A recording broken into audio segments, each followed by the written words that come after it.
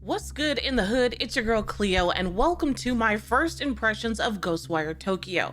Huge thank you to Bethesda for giving me the opportunity to play this game early. I have been eagerly anticipating its release since its first preview at E3 2019, and the trailers really gave me a lot to look forward to. But enough about me, let's get right into the game. GhostWire Tokyo is a supernatural action-adventure thriller. Originally, it was slated to be the next sequel in the Evil Within series. However, it went through so many changes that Tokyo Gameworks went ahead and created a brand new IP. Most of what we've seen has been combat against some very unsettling enemies. But for my narrative-loving friends, don't worry, there is a story, and it's a wild one. Nearly all of Tokyo's citizens have vanished due to a mysterious fog, and the city has been invaded by Yokai, a class of supernatural entities and spirits known as visitors in GhostWire Tokyo.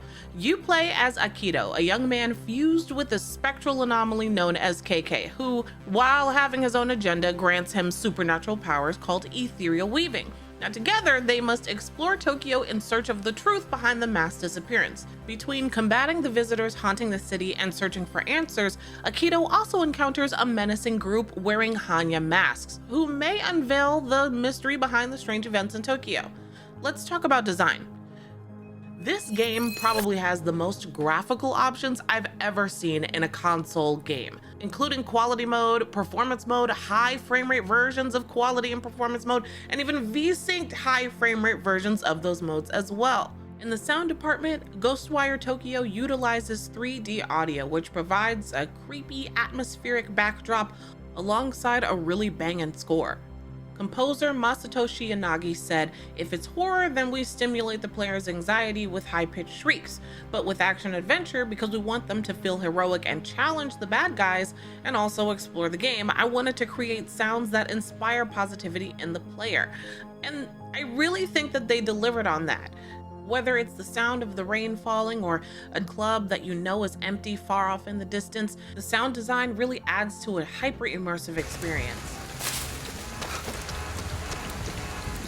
The game also utilizes the speaker on the PS5 controller. Normally, I mute that feature in games, but it really does add to the experience. You can also choose to listen to the game in Japanese or English. I prefer to listen to it in Japanese and read the subtitles. However, that may change as the game goes on. I find myself feeling like I'm missing key moments in conversation between KK and Akito during high energy moments. Walking through the city, you find the normal sounds of the hustle and bustle of Tokyo have been replaced with whispered stories from spirits and last thoughts playing on a constant loop. There's no denying the game is gorgeous. The neon-lit, gloomy city barren of people and overrun with various forms of evil yokai brings a unique vision to Tokyo. The contrast of rain-slick streets sandwiched between booming clubs and traditional temples parallels real-life Tokyo. You may find yourself walking past a noisy karaoke booth and a brightly lit convenience store only to be immediately met by nefarious visitors right around the corner. And throughout the game, you'll also find beautiful landmarks and relics of traditional Japan. Minka-style homes, Shinto shrines, and corrupted torii gates are peppered throughout the town. The textures on the ground level are crisp and biting, with moments of softness from various greenery like parks, and of course the deadly looming fog in the background. Up above is somewhat of a break from the visitor-ridden streets. And I mean somewhat. Exploring the city from the rooftops provides a picture-perfect bird's-eye view. Unless it's covered in fog, of course, then you'll need to clear it. Which brings us to gameplay. With a breakneck pace that is expected from the studio that gave us The Evil Within, GhostWire Tokyo is full-on survival mode as soon as you push start. Players choose from easy, normal, hard, and Tatari for those who enjoy split-second decisions being the difference between life and death. I won't lie, I picked normal because I'm a scaredy cat, but I found myself really enjoying the game, jump scares and all.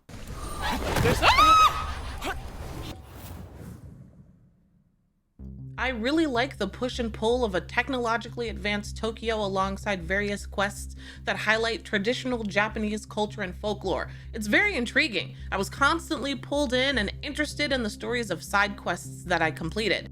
Being Tango's first take on an open-world game, there were lots of pleasant surprises, like the Utena spaces, surreal environmental distortions that you have to power through. Some indoor locations are very searchable, and honestly, the map feels pretty large, but in a good way. I found myself constantly enticed to explore areas while following quest lines. The game so far that I've seen isn't puzzle heavy, and the problem solving you do partake in generally just involves combat. Speaking of which, let's talk about those visitors.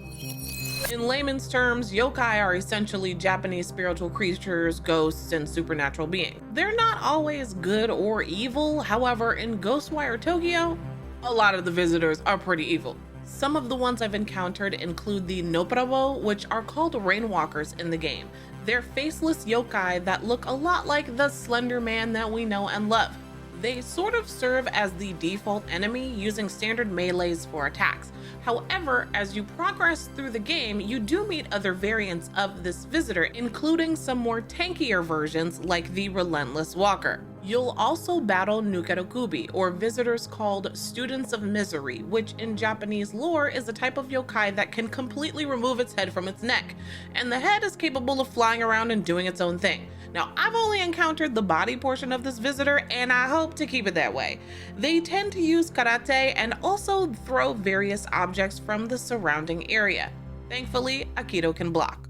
One of my least favorite visitors is called the Kuchisake, traditionally known as the Kuchisake Onna, meaning slit-mouthed woman. In Japanese folklore, she's a malevolent spirit who covers her face with a mask to hide her ear-to-ear slashes across her face.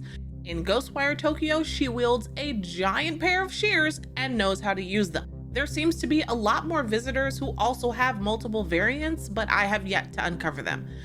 I'm not really looking forward to it. What can I say? I'm a scaredy cat. There's also Hanya, who seems to be the main antagonist of the game. Tango Gameworks director Kenji Kimura explained to PlayStation Blog that they were inspired by the history of no-men, where human actors wear the no mask while performing the role of a non-human being such as the Oni or Ghost. I'm not sure if that's going to play into the characters later in the game, but whatever it is, it could be a really cool reveal. In addition to visitors, non-combative yokai also appear throughout Tokyo, some of which you can absorb to gain power, resources, and support, like the Zashiki Warashi. They sometimes provide Magatama, which can be used to unlock sections of your skill tree. You'll also encounter other characters that will help you along your journey, like the Nekomata and Tanuki. And yes, you can pet the doggos. Oh, you go boo-boo. I thought the Nekomata were actually pretty cool. They are convenience store cats, or cat spirits that act as vendors where you can use meika, or currency, to purchase arrows, consumables, talisman, and other items to use during combat. Akito's inventory is full of items to help him on his quest, including Katashiro, a Japanese paper doll traditionally used as a talisman for purification purposes, but in GhostWire it's used for holding spirits. Speaking of combat, let's talk about weapons. When it comes to combat, GhostWire Tokyo is very unique. Akito, with the help of KK, uses something called ethereal weaving, which will be your main defense against the visitors. The game's animation director, Shinichiro Hara, who's also responsible for Doom's grisly yet satisfying glory kill system, describes the combat as karate meets magic. The ending results are complex hand animations that are intricate and mesmerizing. Honestly, for the first few fights and upgrades, I couldn't stop staring at the hand motions. They're really cool. Hara has gone on to say that Akito's ethereal weaving is heavily inspired by kujikiri, a form of hand gestures used in Shinto and Buddhist religions, and often seen in the martial art of ninjutsu. On top of that, ethereal weaving also incorporates elements of Onmyodo, a Japanese system of natural science, magic, and divination, which brings a bit of FPS into the mix. Thanks to KK inhabiting his body, Akito quite literally has the power of the elements in his hand, including wind, fire, water, and electricity. Outside of combat, Akito uses ethereal weaving to clear seals or to make his way around the skyscrapers of the city. He does this by grappling onto a tengu, another yokai from Japanese folklore. He also has a mystical glider that allows him to traverse around the rooftops. Gliding around Tokyo will not only reward you with collectibles, but it will also help you learn how to get to those hard-to-reach places, which may hold secrets like corrupted gates or Jizo statues. Ethereal weaving isn't your only tool against the visitors. Akito also has a bow and arrows for precision damage, which switches to a throwing dart if you have the shinobi outfit.